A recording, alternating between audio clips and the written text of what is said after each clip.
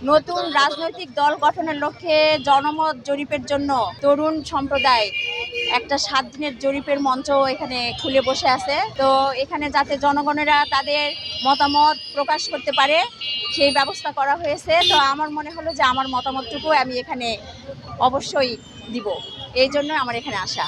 যেহেতু নতুনভাবে পরিবর্তন হয়েছে, সব কিছুই নতুনভাবে হোক, এই জন্যই আমরা চাচ্ছি যে নতুন একটা রাজনৈতিক দল আসুক।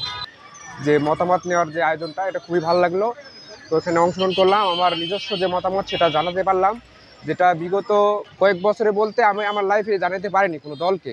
তো এদিক থেকে একটা ভালো লাগা কাজ করতেছে। আর দ্বিতীয়ত আবার যে চাওয়া পাওয়া, সেটা হচ্ছে যে আমরা উদ্দেশ্য করে আমাদের যে স্বপ্নের বাংলাদেশ সামনে আছে, সেটা উদ্দেশ্য করে আমার মতামত দিয়েছি। আমি আশা করব এই মতামতটাকে তারা প্রাধান্য দিবে, আর আমি এতে খুশি।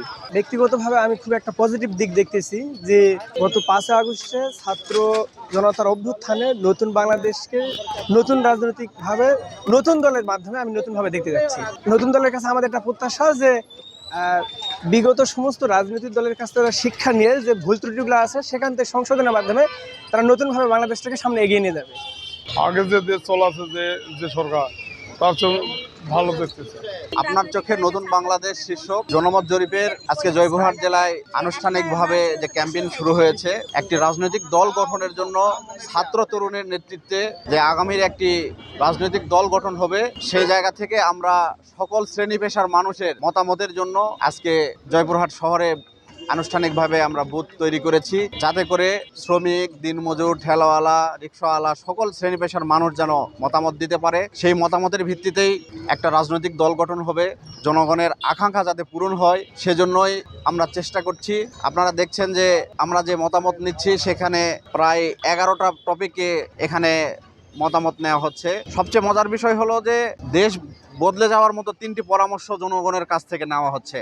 আপনারা ফর্মটি দেখলে বুঝতে পারবেন। এরপরে নিজস্ব জীবনের, এর আগে কোনো রাজনৈতিক দল কোনো জীবনের সমস্যার সমাধান মনে হয় চায়নি।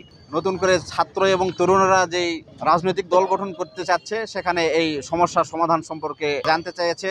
এবং নতুন দলের কাছে সাধারণ জনগণ কি প্রত্যাশা করে সেখানে বলা হয়েছে দলের নাম এবং দলের মার্কার একটা মতামত জরিপ চলতেছে।